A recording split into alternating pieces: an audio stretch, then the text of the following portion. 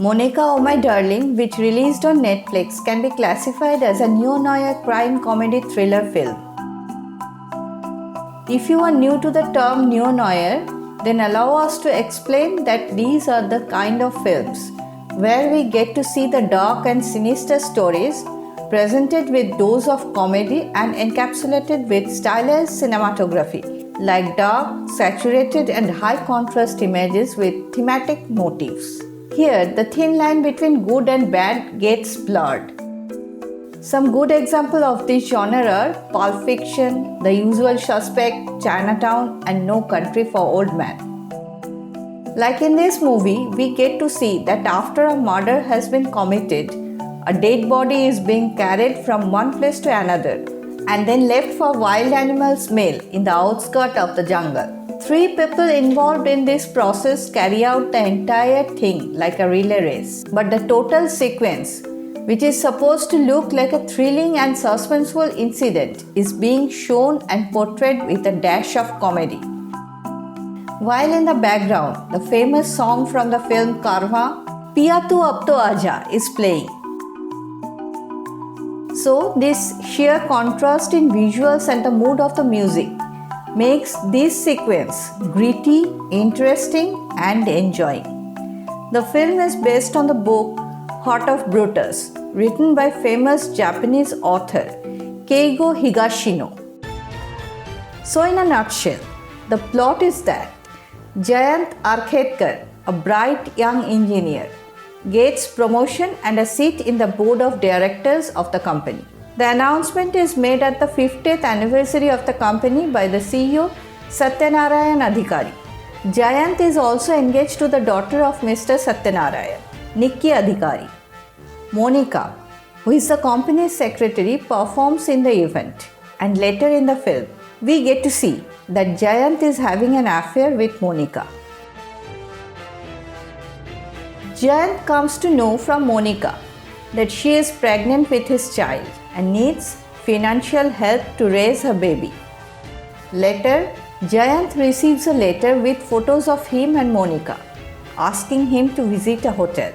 In the hotel, he meets up with Arvind, the CFO of the company, and Nishikant Adhikari, the son of Satyanarayan and the managing director of the company, both of whom also claim to have been blackmailed by Monica with her pregnancy.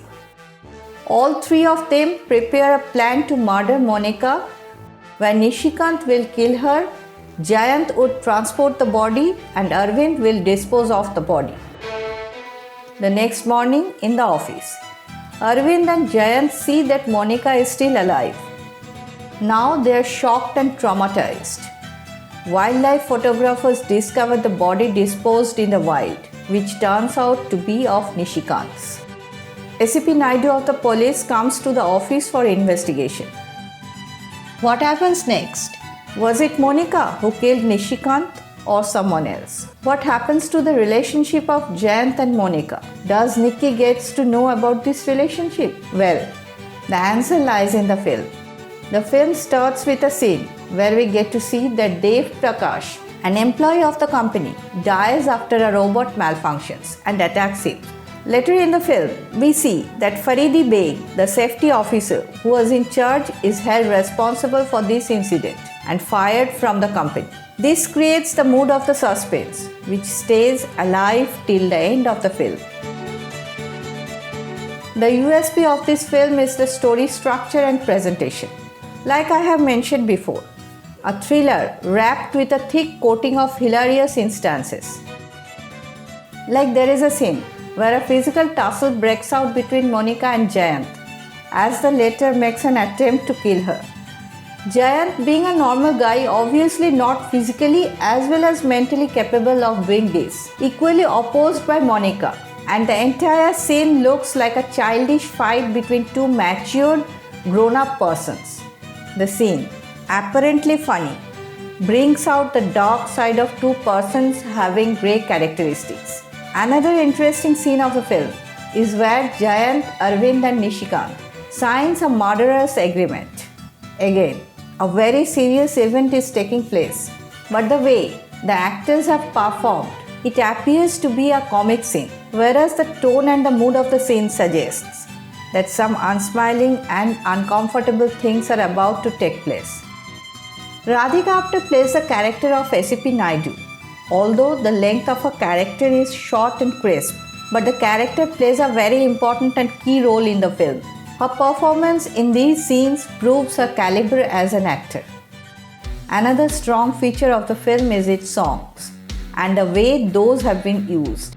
For example, the song Bye Bye Adios has been used masterfully as the background score of a death mourning scene. But if you listen to the song, it's absolutely a bright and energetic song, which is just the opposite in mood what we see on screen.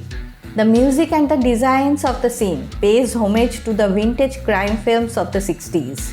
Overall, it's a great film, which you can enjoy anytime and even more than once. So that's all for today. Please hit the like button if you have liked the video. See you in our next video. Till then, keep watching movies.